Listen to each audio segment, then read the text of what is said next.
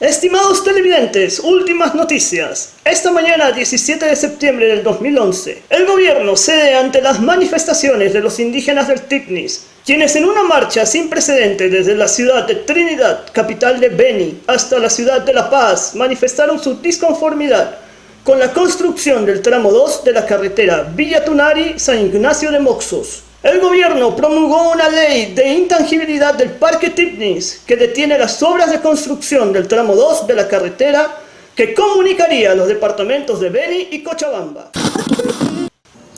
De travesía por una carretera en conflicto. Un mexicano llega a las hermosas tierras del Beni para visitar la finca de su amigo ganadero. Qué hermoso lugar son las pampas del Beni, una tierra calurosa de hermosos paisajes caracterizadas por grandes palmeras. Está bien chido.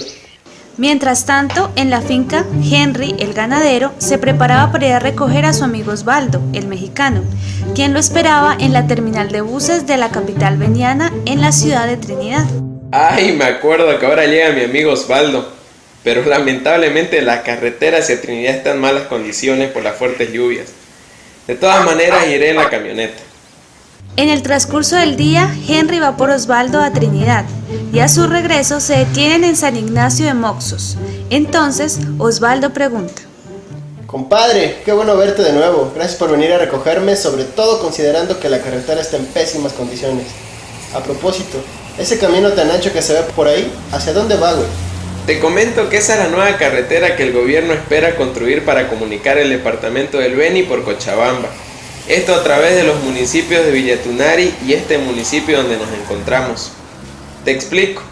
Lo que ocurre es que hoy en día para llegar a Cochabamba hacemos la ruta Trinidad-Santa Cruz-Cochabamba, lo que nos toma casi 20 horas. Oh, es casi un día. Sí, pero con esta carretera la ruta sería directa de Beni a Cochabamba, tardando tan solo 8 horas, amigo. Entonces, ¿qué se haga la carretera? Te cuento que no es tan sencillo, Osvaldo. Resulta que el diseño de la carretera ha generado muchos conflictos en nuestra población. ¿Pero por qué, compadre? Si yo veo que es una gran ventaja el conectar las regiones para el desarrollo de ambas. El problema no es el desarrollo, es que el segundo tramo de la carretera pasaría por un territorio indígena que se sobrepone a un parque nacional. A esto se suma que a las comunidades no se les hizo la consulta previa e informada, provocando que se diera una serie de manifestaciones y se polarizara el tema. Lo que he visto en la televisión y he escuchado en la radio es que la posición del gobierno es de aprobar la construcción total de la carretera Villa Tunari-San Ignacio de Moxos, en especial el tramo 2 que conecta Isinuta con Montegrande.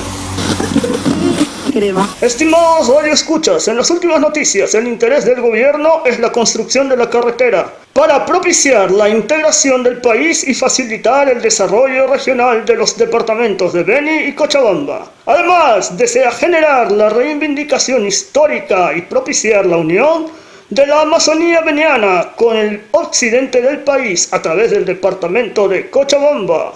Finalmente, desea romper el monopolio existente que Santa Cruz posee con los productos de primera necesidad, facilitando el ingreso y la comercialización interna de estos al departamento de Beni con menores precios, en especial la carne por ser la región de mayor producción del país. Pero tú como ganadero te beneficias. Sí, claro. No solo yo, sino la mayoría de las asociaciones de ganaderos que están a favor de la carretera. Oye, ¿y cuál es la posición de los pueblos indígenas? ¿Todos están de acuerdo? No. El territorio indígena del que te hablé, que se conoce como Territorio Indígena y Parque Nacional Isiboro-Sécure, el Tignis, cuenta con comunidades representadas en 3 subcentrales. Una de ellas es la CONISUR, cuya posición es a favor de la construcción del tramo 2 de la carretera, siempre y cuando se haga una ley que impida que los colonos sigan invadiendo el territorio indígena. De hecho, escuché que el corregidor del CONISUR mencionó en la radio: los indígenas declararon en Cabildo que están a favor de la construcción de la carretera, porque traerá desarrollo para las 12 comunidades del CONISUR. Además, esto les dará una compensación económica por la construcción de dicha carretera, y aseguran que 28 poblaciones indígenas del sector sur del Tignis serán favorecidas con ella.